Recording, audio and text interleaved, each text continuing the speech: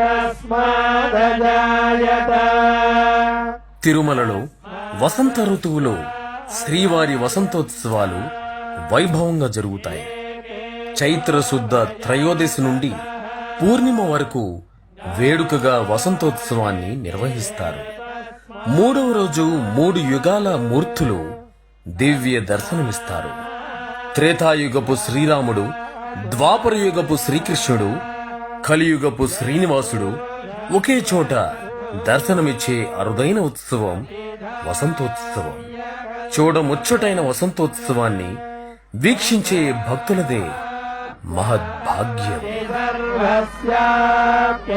సర్వస్య చిత్తే సర్వమేవ తేన